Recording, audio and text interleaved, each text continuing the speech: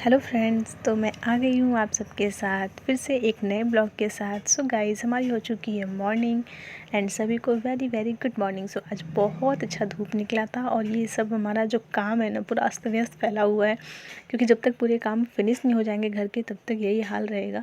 तो अभी यहाँ पर हाँ, लगभग बस जल्दी ही ख़त्म होने वाला है। काफ़ी दिनों से काम लगा हुआ है, इतना मैसी मैसी सा हो रखा है ना। तो ये हमारा ऊपर का फ्लोर बन रहा है, बहुत जल्द कंप्लीट हो जाएगा। तो बस फिर मैं सुबह सुबह थोड़ा सा मैं छत पर ऐसे गई थी और उसके बाद मैं नाश्ते की तैयारी कर ली। तो आज मैं सत्तू वाले पराठे बना रही हूँ जो कि हस्बैंड को बहुत ज़्यादा पसंद है। तो मैं अभी बाबू सोया हुआ था और मैं फटाफट से आती हूँ ऊपर, चाय बना कर दे देती हूँ सबको। उसके बाद फिर मैं नाश्ता बना लेती हूँ और नाश्ता बनाने के बाद सबसे पहले मैं नीचे आती हूँ, बाबू को उठाती हूँ, बहुत सारा प्यार करती हूँ, बहुत सारी बातें करती हूँ। और उसकी तो अनलिमिटेड बातें कभी ख़त्म नहीं होती हैं जनाब की। फिर मैं इसे बहुत सारा प्यार करने के बाद मैं इसके लिए दूध साथ में लेकर आती हूँ ऊपर से, और उसके बाद फिर मैं वंशु को दे देती हूँ दूध। अभी ना मुझे ऊपर नीचे बहुत ज़्यादा अप डाउन करना पड़ता है। जब हमारा ऊपर का फ्लोर बन जाएगा तो फिर बहुत ईजी हो जाएगा, क्योंकि रूम किचन फिर सब ऊपर साथ साथ हो जाएगा। बट अभी बहुत थोड़ी सी प्रॉब्लम होती है, बट ठीक है, थोड़ा बहुत एडजस्ट भी करना चाहिए ना लाइफ में। और उसके बाद फिर वंश को मैं दूध दे दी थी और फिर मैं अपना नाश्ता लेकर आ गई थी। तो ये देखिए, और पता है मेरी एक ये है ना, मेरी खासियत क्या बोलूँ, मेरी आदत कि मैं पराठे के साथ दही ज़रूर खाती हूँ। मतलब मुझे दही ना बहुत ज़्यादा पसंद है, और बस नाम का मैंने केचप ले लिया था। वैसे मैं ज़्यादा केचप नहीं खाती हूँ, मुझे पराठे दही के साथ ही अच्छे लगते हैं, वो भी मीठी वाली दही। तो और फिर यहाँ पर देखिए बाबू भी आ गया था, मम्मा मुझे भी दही खिला दो। और बाबू की आदत है कि वो मम्मा के साथ ज़रूर खाते हैं। और एक्चुअली मेरी भी आदत है कि जब तक मैं अपने में नहीं खिला दूँ ना बाबू को, मेरा पेट खुद भी नहीं भरता है। तो मैं 1-2 चम्मच या ऐसे पराठे सब्ज़ी रोटी सब्ज़ी कुछ भी खाती हूँ, मैं उसे थोड़ा सा ही ज़रूर खिलाती हूँ। जब तक मैं उसे नहीं खिलाती हूँ ना, मेरे अंदर सेटिस्फैक्शन नहीं होता है। और जब वो सोया रहता है ना तो मैं खाती ही नहीं हूँ। बहुत मुश्किल ऐसा होता है कि बेटा मेरा सोया रहे तो मैं खाना खाऊँ। मैं वेट करती हूँ कब ये उठेगा फिर हम खाना खाएँगे। और उसके बाद खाना वाना सबका हो गया था, मतलब नाश्ता सबका हो गया था। और उसके बाद फिर मैं बैठ के आराम से फ़ोन चला रही थी, और यही टाइम होता है जब मैं सबका ऐसे स्टेटस वगैरह चेक करती हूँ व्हाट्सएप पे, या फिर ऐसे इंस्टा पे देख लेती हूँ, अपना स्टूडियो वगैरह चेक कर लेती हूँ यूट्यूब का। तो बस ये सब होता है। ये टाइम मेरा काफ़ी ज़्यादा मतलब मेरे खुद के लिए होता है, क्योंकि बाबू को भी मैं खाना वाना खिलाती रहती हूँ।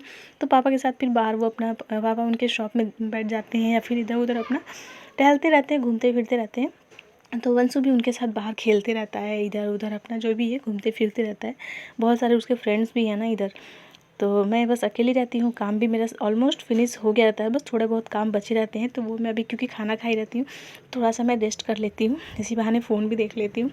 और फिर 1-2 घंटे रुक के फिर मैं नहा लूँगी, और जो भी मेरे थोड़े बहुत काम रहते हैं वो मैं कंप्लीट कर लूँगी।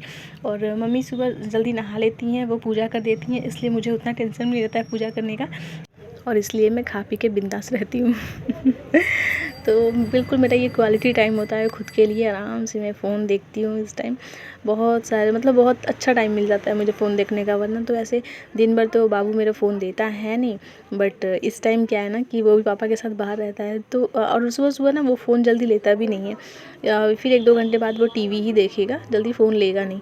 और आजकल वैसे भी मैंने उसको फ़ोन देना कम कर दिया है, बिकॉज़ अब स्कूल जाएँगे तो फिर जैसे फ़ोन की हैबिट रहेगी तो फिर मुश्किल हो जाता है ना बच्चों के लिए। और आजकल तो नॉर्मल है, मतलब सारे बच्चों को ना फ़ोन की ऐसी लत लग जाती है कि क्या ही बताया जाए।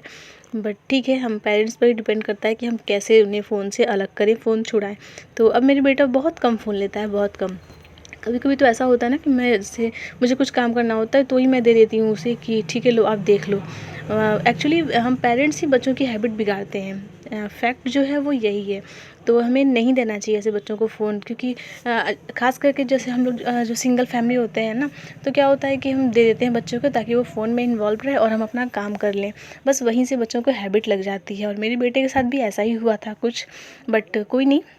अब मैंने उसकी हैबिट काफ़ी ज़्यादा सुधार दी। अब वो बड़ा हो गया है ना, तो अपने टॉयज़ में ही दिन भर खेलते रहता है, या फिर ऐसे टीवी वगैरह देख लिया। काफ़ी अच्छे-अच्छे वो ब्लॉग्स देखता है अब तो। स्पेशली सौरभ जोशी के ब्लॉग्स देखता है, उसे बहुत ज़्यादा पसंद है, बहुत ही ज़्यादा। और ऐसे कार्टून वगैरह बहुत कम देखता है, लेकिन ऐसे और भी उसके मतलब ऐसे है ना, प्लेइंग प्लेइंग के साथ ऐसे बहुत सारे ब्लॉग आते हैं जिसमें कि प्लेइंग मेथड से बच्चों को बहुत कुछ सिखाया जाता है, तो उस टाइप के वीडियोज़ देखते हैं। और कुछ राइम्स हो गया, ये सब मैंने उसे इस तरीके से हैबिट लगाया कि आप ये सब देखो। बट सौरभ जोशी के ब्लॉग्स का मैंने कभी हैबिट नहीं लगाया, पता नहीं उसे क्यों इतना पसंद आता है, मुझे नहीं पता। एंड मुझे लगता है कि शायद उससे बड़ा हो जाएगा तो उसे मिलना ज़रूर होगा सौरभ जोशी से। बट कोई नहीं, बच्चा है, बच्चों को जो इंटरेस्टिंग लगता है ना बच्चे वही देखते हैं, फिर चाहे आप कितना भी रोको उन्हें कोई। और पता है यहाँ पर ना मुझे बहुत भयानक डराया है बंसू ने, मतलब लिटरली मैं ऐसे बैठ के फ़ोन देख रही थी और अचानक से ये स्नैक लाकर मेरे ऊपर फेंक दिया उसने। इतना शैतान हो गया है ना, ये शॉप में रखा था, ये रबड़ वाले जो होते हैं ना वो वाले स्नैक हैं, और लाकर उसने मेरे ऊपर फेंक दिया। मतलब लिटरली गाइज मैं इतनी भयानक डर गई थी ना, फिर मैं उसे डरा रही थी तो खुद डर रहा था। और पता है सुबह से बहुत लोगों को इसने डराया है, इससे बहुत लोगों को, मतलब ऐसे सडनली किसी के ऊपर भी फेंक दो तो किसी की जान निकल जाए, ऐसा है, दिखता भी ऐसा ही है बिल्कुल ये स्नैक। और देखिए बाहर गया किसी को डराने। और उसके बाद फिर हमारा नहाना धोना हो गया था, सारा काम, कपड़े वगैरह भी सारे हो गए थे, तो फिर मैं बाबू को एप्पल दे दी थी। यहाँ पर एप्पल उसने फिनिश कर लिया था जब मैं आई देखने। और ये देखिए मैंने कहा था ना ये वही ब्लॉग्स देख रहा है बैठ कर। और मतलब इसे बहुत मज़ा आता है देखने में, पता नहीं क्यों मज़ा आता है भाई। फिर उसके बाद मैं वंश को अभी आधा एक घंटे टीवी देखने दूंगी, क्योंकि सुबह से उसने नहीं देखा था। और मैं जाकर शॉप में अब बैठ जाती हूँ, क्योंकि मेरे सारे काम फिनिश हो गए। एंड आज मैंने वियर किया है साड़ी, काफ़ी लंबे टाइम के बाद। साड़ी पहनना मुझे पसंद है, सारी लेडीज़ को होते हैं, बट वो होता है ना थोड़ा सा कि बड़ा उलझन सा लगता है, मतलब संभलते नहीं है ना साड़ी। सूट में जितना कंफर्टेबल होता है साड़ी में उतना नहीं होता है, बस वही बात है और कुछ नहीं। सो कभी कभी समटाइम्स मैं पहन लेती हूँ।